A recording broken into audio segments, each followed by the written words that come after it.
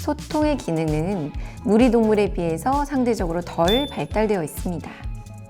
하지만 고양이는 이때 심리적으로 굉장히 불안한 상태일 수 있어요. 이런 방어적 자세를 통해 피해를 최소화하려고 노력하는 거죠. 그래서 오늘은 알쏭달쏭 우리 고양이 심리 알아보기를 제대로 한번 배워보도록 하겠습니다.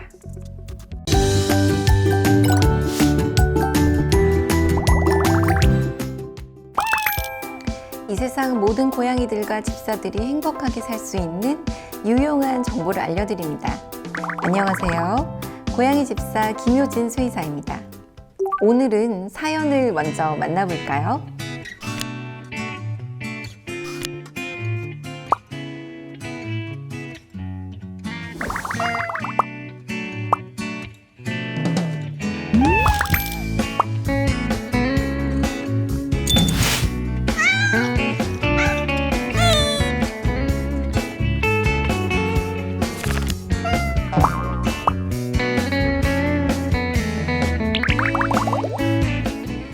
사실 고양이는 태생이 독립적인 동물이다 보니 언어로 서로 교감하거나 표정으로 상대의 미묘한 감정을 알아차리는 것과 같은 소통의 기능은 무리동물에 비해서 상대적으로 덜 발달되어 있습니다.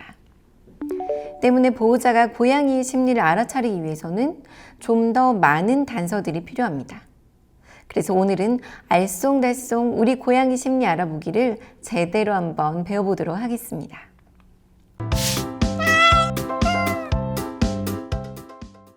일단 우리 고양이의 표정을 알아보도록 할까요? 고양이의 표정의 구성에 중요한 역할을 하는 것은 눈, 귀, 수염입니다. 고양이의 아름다운 눈을 들여다보면 가운데 까만 부분이 있는데 이곳이 바로 빛을 받아들이는 역할을 하는 동공입니다. 어두운 곳에서는 빛을 많이 받아들이기 위해서 동공이 확 커지는데 이것을 산동이라 하고, 반대로 밝은 곳에서는 빛의 양을 줄이기 위해 동공이 가늘어지는데 이것을 축동이라고 합니다. 그런데 동공의 움직임은 빛의 양뿐 아니라 고양이의 심리에 의해서도 좌우될 수 있습니다.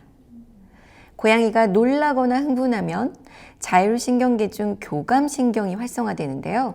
이때 바로 동공이 산동되고요. 반대로 부교감신경이 활성되었을 때에는 축동이 유발되죠. 영화 슈렉에 장화시는 고양이가 큰 눈망울을 하고 쳐다보는 장면이 있었잖아요. 맞아요. 그 장면이 정말 수많은 사람의 마음에 불을 지폈었죠. 이처럼 장화시는 고양이와 같이 동공이 확대된 고양이가 귀엽게 느껴질 수 있습니다. 하지만 고양이는 이때 심리적으로 굉장히 불안한 상태일 수 있어요. 갑자기 진공청소기를 돌리거나 손님이 찾아왔을 때 또는 병원에 와서 겁을 먹고 있을 때 이런 눈을 할 수 있죠. 눈동자 외에 귀를 통해서도 우리는 고양이의 감정을 유추할 수 있습니다. 만약 고양이가 앞쪽으로 귀를 쫑긋 세우고 있다면 그 방향의 소리를 듣기 위한 행동인 겁니다. 이런 귀는 경계하는 대상을 주시하거나 관심이 있는 상황을 관찰할 때 주로 보입니다. 반대로 귀를 돌려서 납작하게 눌린 경우는 어떤 상황일까요? 분쟁이나 싸움이 있을 때 귀를 반사적으로 납작하게 만들어서 상대에게 공격당할 여지를 최소화합니다. 즉, 이런 귀를 하고 있는 고양이는 굉장히 방어적이고 엄청나게 두려워하고 있는 상태로 볼 수 있습니다. 흔히 귀가 옆으로 이렇게 뉘어진 상태를 마징가 귀라고 부릅니다. 이 역시 고양이가 상당히 경계하거나 예민한 상태란 것을 말합니다. 반대로 편안한 상태의 고양이는 자연스럽게 올라온 형태의 귀를 하고 있습니다. 한편 고양이는 시각 외에 촉각이나 냄새 등으로도 많은 것을 인지합니다.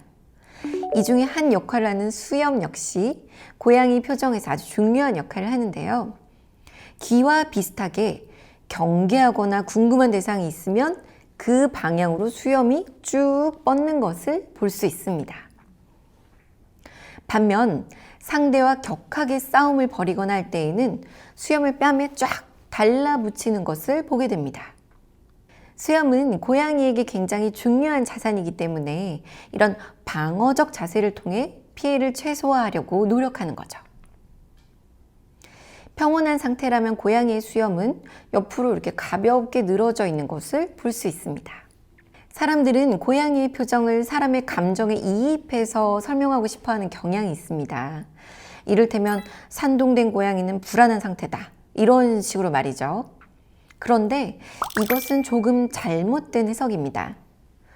예를 들어 고양이는 다른 고양이를 지켜보다가 공격하는 순간에 눈동자가 산동되는데 비슷한 경우를 우리는 놀이에서도 발견할 수 있습니다.